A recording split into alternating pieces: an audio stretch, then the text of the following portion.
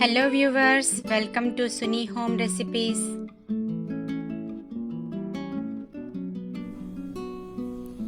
ఈరోజు మనము అటుకులు రవ్వ దోశ ఎలా చేయాలో చూద్దామండి. ఇక్కడ నేను 2 బౌల్స్లో ఒక కప్పు అటుకులు, 1 కప్పు రవ్వ తీసుకున్నాను, సూజీ. సో ఇవి రెండు మనము 10 నిమిషాలు నానబెట్టుకోవాలి. వాటర్ వేసుకుని ఈ విధంగా వాటర్ పోసుకుని ఒక 10 మినిట్స్ నానబెట్టుకున్నాము. ఆ తర్వాత ప్రాసెస్ చూద్దాము.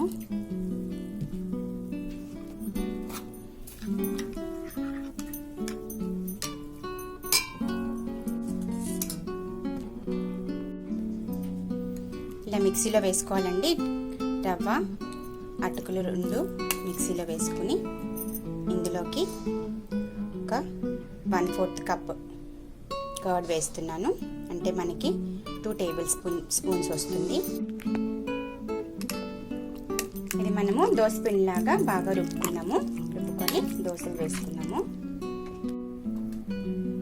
ఈ విధంగా వస్తుందండి పిండి. మనకి చూసారా, బబుల్స్ లాగా వచ్చింది. బాగా ఈ కన్సిస్టెన్సీలో ఉంటే సరిపోతుంది. ఇందులో కొద్దిగా ఉప్పు వేసుకోవాలి. నేను ఆల్రెడీ వేసాను. సో మనం దోశలు వేసుకున్నాము. ఆల్రెడీ నేను ఇక్కడ ప్యాన్ పెట్టుకున్నాను. దోశ ప్యాన్ మనకి హీట్ ఎక్కింది.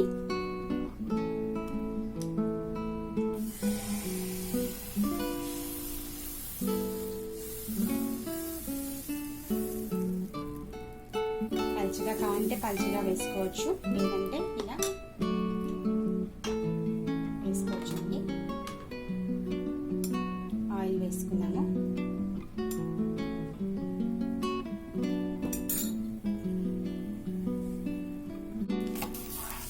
దోశ టర్న్ చేసుకున్నాము.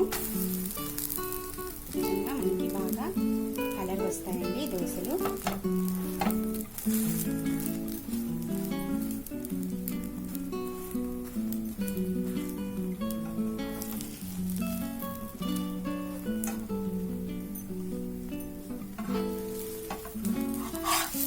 తీసేసుకుందాం. అంతే అండి, దోశలు రెడీ. మనకి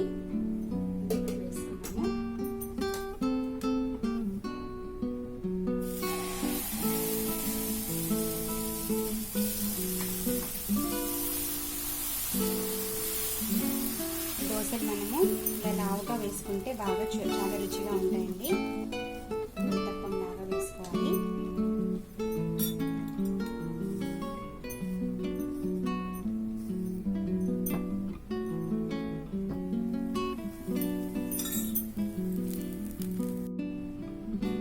అంతే అండి, అటుకులు rava dosa ready.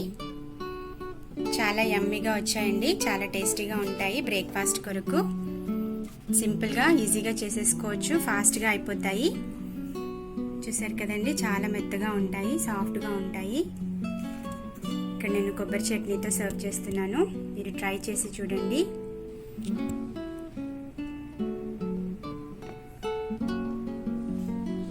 Please subscribe to Suni Home Recipes for more updated videos.